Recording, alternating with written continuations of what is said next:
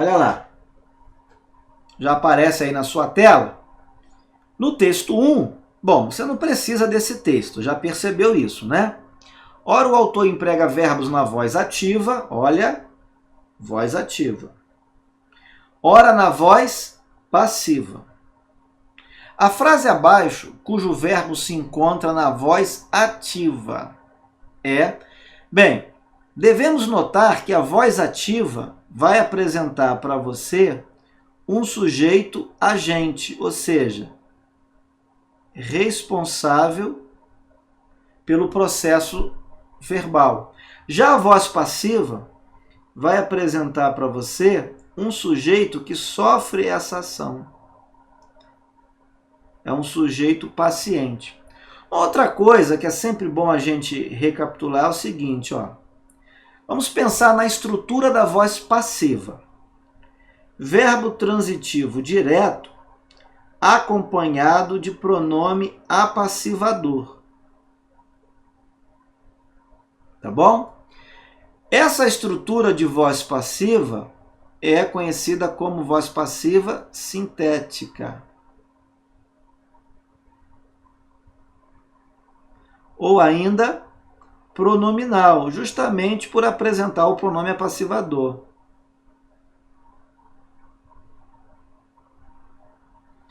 A outra estrutura da voz passiva, qual é? É mediante uma locução verbal. Verbo auxiliar, geralmente o verbo ser, tá? Às vezes aparece o verbo estar, com muito maior frequência para o verbo ser. Vou até sublinhá-lo aqui. Mas o quê? Um verbo principal. Esse verbo principal vai aparecer sempre no particípio. Não pode aparecer no gerúndio, não pode aparecer no infinitivo. Bom, quando isso acontece, a voz passiva é chamada de quê? Analítica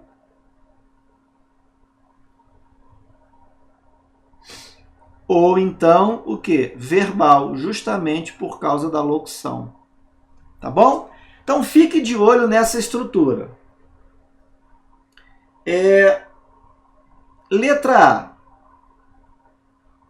O século XX foi marcado pelo uso crescente de veículos automotores. Ele quer voz ativa.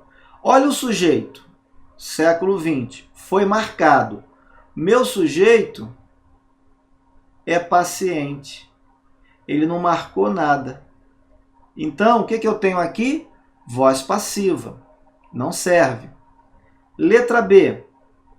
Desde então, observam-se com frequência episódios... observam-se. Eu marco o pronome ser e presto atenção no verbo que está acompanhando ele. Verbo transitivo direto. Verbo transitivo direto mais ser. Repare que ele está no plural. Ele vai precisar de um sujeito também no plural, com o qual concorda em número e pessoa. Guarde uma coisa. Toda voz passiva possui um sujeito claro na frase. Cadê o sujeito? Está aqui, ó.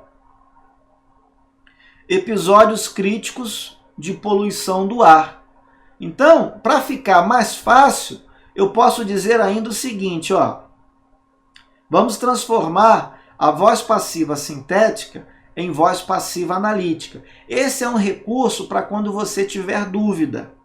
Sempre faça essa transformação para que a estrutura fique melhor para ser analisada. Tá? Ó, episódios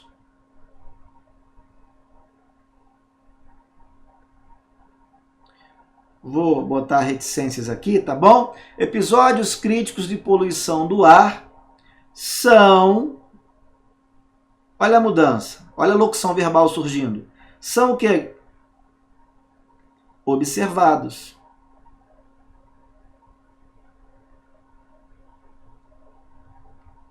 Tá bem? Então, olha aqui o meu sujeito paciente. sujeito, voz passiva também. Letra C. A mudança definitiva do século pode ser apresentada. Veja. Olha aqui. O verbo auxiliar. Verbo ser.